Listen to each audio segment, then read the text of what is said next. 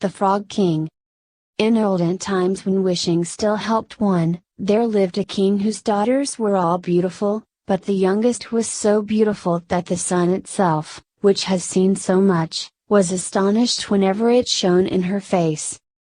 Close by the king's castle lay a great dark forest, and under an old lime tree in the forest was a well, and when the day was very warm, the king's child went out into the forest and sat down by the side of the cool fountain, and when she was bored she took a golden ball, and threw it up on high and caught it, and this ball was her favorite plaything. Now it so happened that on one occasion the princess's golden ball did not fall into the little hand which she was holding up for it, but onto the ground beyond, and rolled straight into the water. The king's daughter followed it with her eyes, but it vanished, and the well was deep, so deep that the bottom could not be seen. At this she began to cry, and cried louder and louder, and could not be comforted. And as she thus lamented, someone said to her, "What ails you, king's daughter? You weep so that even a stone would show pity." She looked round to the side from whence the voice came, and saw a frog stretching forth its big, ugly head from the water. "Ah, old water splasher, is it you?" she said. "I am weeping for my golden ball, which has fallen into the well." "Be quiet, and do not weep," answered the frog. "I can help you, but what will you give me if I bring your plaything up again?" "Whatever you will have, dear frog," said she, "my clothes, my pearls and jewels, and even the golden crown which I am wearing."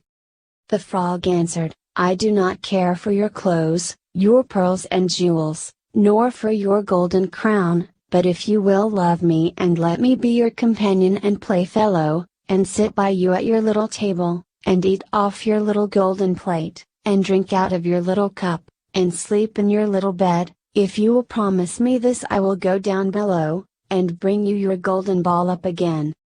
"Oh yes," said she, "I promise you all you wish, if you will but bring me my ball back again."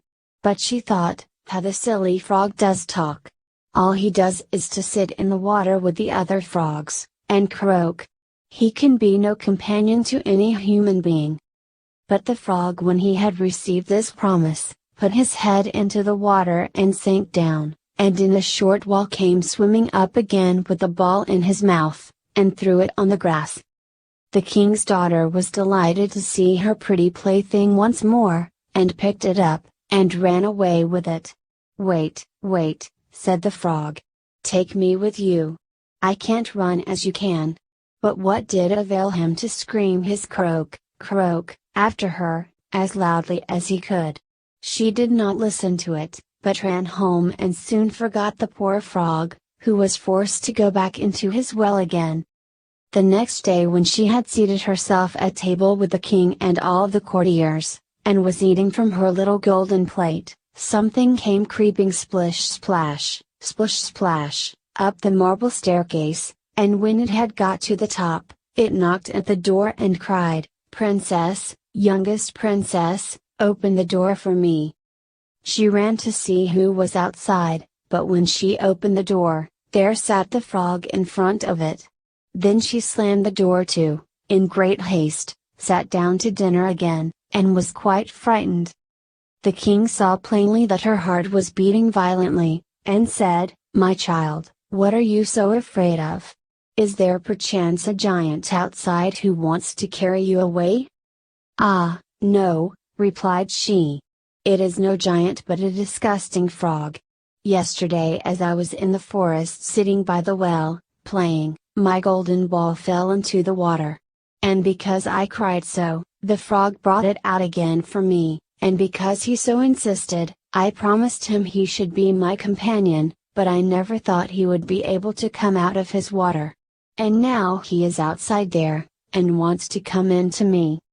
In the meantime it knocked a second time, and cried, "Princess, youngest princess, open the door for me, do you not know what you said to me yesterday by the cool waters of the well? Princess, youngest princess, open the door for me." Then said the king, "That which you have promised must you perform. Go and let him in." She went and opened the door, and the frog hopped in and followed her, step by step, to her chair. There he sat and cried, "Lift me up beside you." She delayed, until at last the king commanded her to do it. Once the frog was on the chair he wanted to be on the table, and when he was on the table he said, "Now, push your little golden plate nearer to me that we may eat together." She did this, but it was easy to see that she did not do it willingly. The frog enjoyed what he ate, but almost every mouthful she took choked her.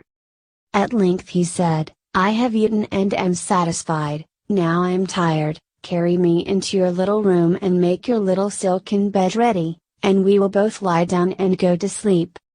The king's daughter began to cry, for she was afraid of the cold frog which she did not like to touch, and which was now to sleep in her pretty, clean little bed. But the king grew angry and said, "He who helped you when you were in trouble ought not afterwards to be despised by you."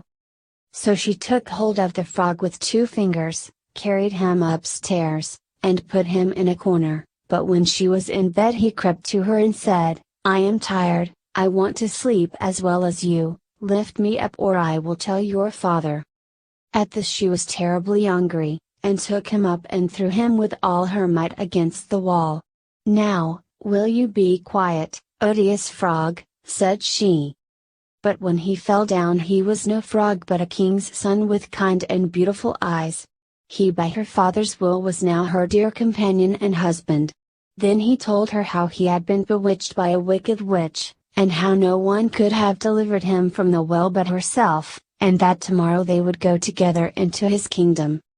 Then they went to sleep, and next morning when the sun awoke them, a carriage came driving up with 8 white horses, which had white ostrich feathers on their heads, and were harnessed with golden chains, and behind stood the young king's servant Faithful Henry.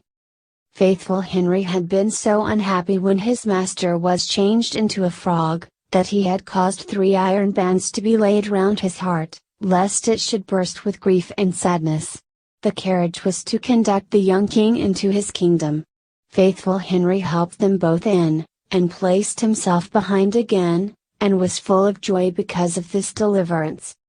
And when they had driven a part of the way the king's son heard a cracking behind him as if something had broken. So he turned round and cried, "Henry, the carriage is breaking." "No, master, it is not the carriage. It is a band from my heart, which was put there in my great pain when you were a frog and imprisoned in the well."